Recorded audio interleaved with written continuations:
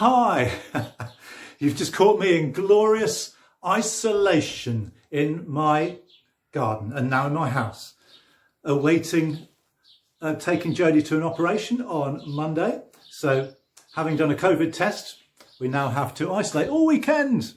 So yeah, here we are in the four walls of my house, trying to find a place to preach from because I'm doing the sermon. So just trying to find a place with a good background to preach from.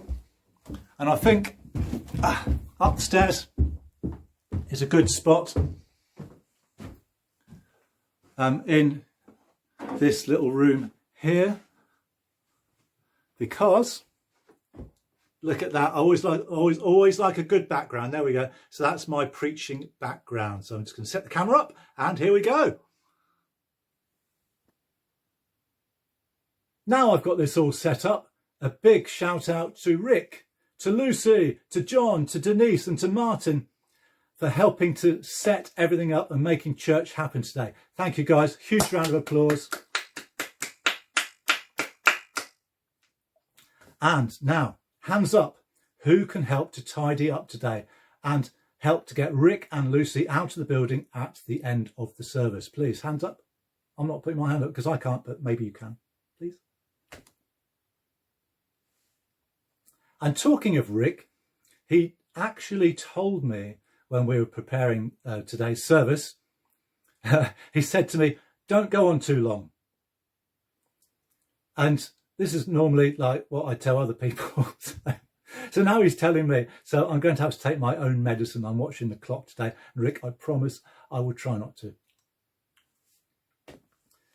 So unwrapping today, we've spent the first 2 weeks of the season of Lent looking at the time that Jesus spent in the wilderness.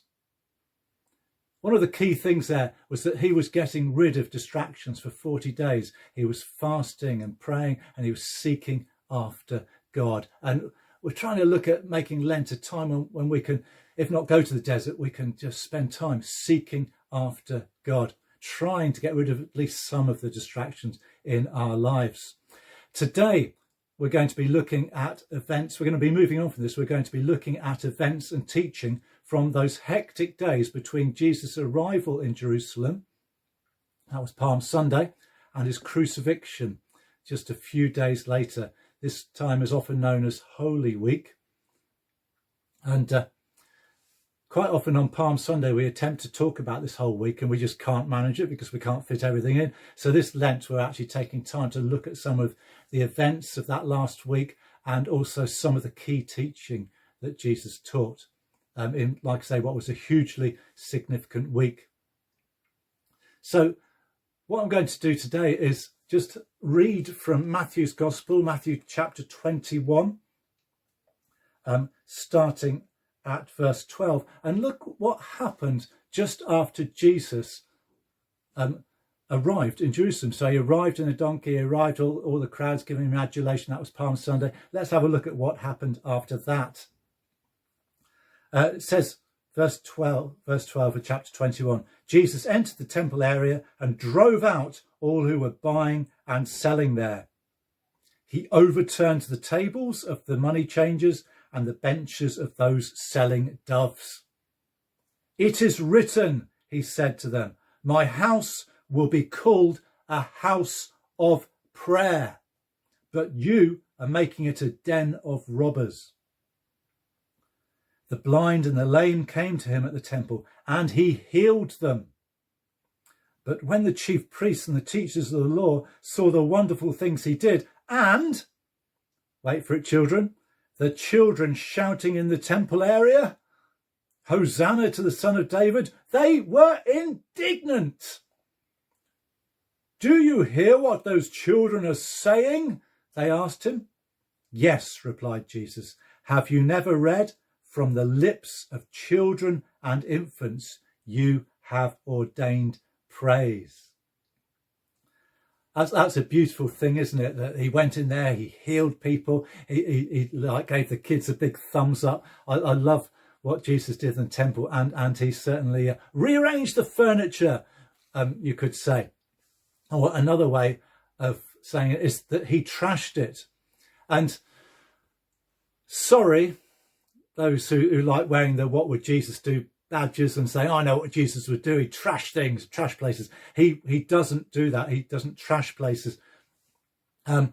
What he did was out of an absolute passion to see his Father's house being a house of prayer. He goes, my house will be a house of prayer. That's what he was passionate about, and that's where that came from. So let's not get too excited about doing the "What would Jesus do" there. What would Jesus do? Jesus would be passionate about prayer. So talking about prayer, as you know, as you've seen from the video, Elim has called us to a national 3 days of prayer and fasting at such a time as this, where there's so much fallout, both mentally and physically, from being in a pandemic, with the awful situation in Ukraine, and with all life's other uncertainties. It's a huge opportunity to pray a little bit more intensively as a church. And I, for one, will be taking this up. And my newly formed Growing in God group will be too. What we're doing is we're making a special messenger group for the Elim 3 days of prayer. So we can all go to the events together. We can go to the morning events together. We can go to the evening events together on Tuesday, Wednesday, Thursday.